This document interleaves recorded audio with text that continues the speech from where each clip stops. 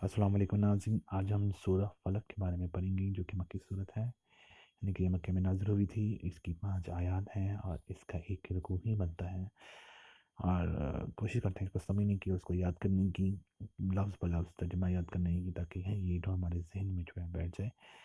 اعوذ باللہ من الشیطان الرجیم، میں پناہ مانگتا ہوں اللہ کے شیطان مردود سے۔ بسم اللہ الرحمن الرحیم،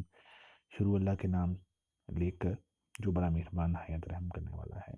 قل اعوذ برب الفلق، قل کا مطلب کہہ دو یا کہو کہ اعوذ کا مطلب پناہ مانگتا ہوں، برب الفلق یعنی کہ ربی کا مطلب رب سے، فلق کا مطلب صبح، تو بن گیا سلیس، کہو کہ میں صبح کے مالک کی پناہ مانگتا ہوں یا صبح کے رب کی پناہ مانگتا ہوں۔ اور من شر ما خلق، سے برائی کی، کس کی برائی سے؟ ما خلق، جو ہر اس چیز کی، ما کا مطلب اس چیز کی، ہر اس چیز کی، خلق، خلقہ یا خالق، جب ہم روانگی میں پڑھیں گے، جو اس نے پیدا کی ہے، یعنی کہ ہر اس چیز کی برائی سے جو اس نے پیدا کی ہے۔ وَمِن شَرِّ غاسق اذا وقب، اور سے برائی سے، اور سے برائی، واو کا مطلب اور، من کا مطلب سے، شر کا مطلب برائی، غاسقن گپ، اندھیرے کرنے والی رات یا اندھیرا کرنے والی، اگر سمپل مطلب ہے تو اندھیرا کرنے والی مطلب یہ کہ رات، طریق رات، اذا وقب، جس وقت، اذا کا مطلب کب یا جب، یا جس وقت، وقب وہ چھپ جائے یا زیادہ اندھیرا ہو جائے، تو یا دوسرے لفظوں میں اس کا جمع ایسے کیا جائے گا، اور شب طریق کی برائی سے، یعنی کہ رات کی برائی سے جب اس کا اندھیرا چھا جائے۔ وَمِن شَرِّ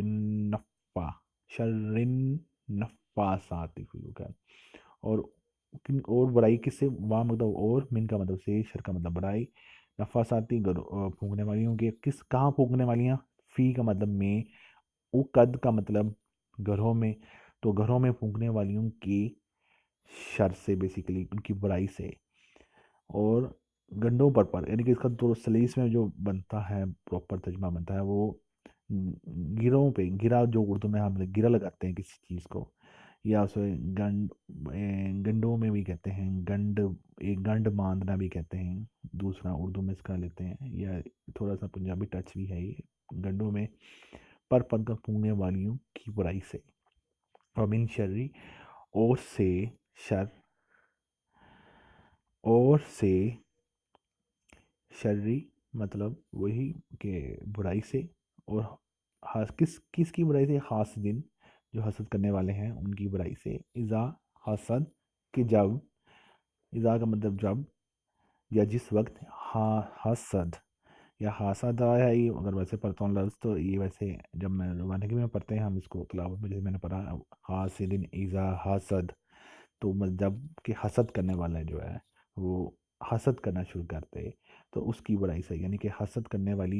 والے کی برائی سے، جب کہ وہ حسد کرنے لگے، ہم اس کی، اللہ کی پناہ مانگتے ہیں ایسے لوگوں سے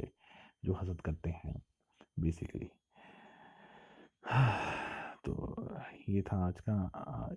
اس صورت کو بھی بہت زیادہ یاد کیجیے گا اور اس کو ذہن نشین کیجیے گا، اس کا ترجمہ بھی، کیونکہ آپ کے جب بھی ہم جو ہے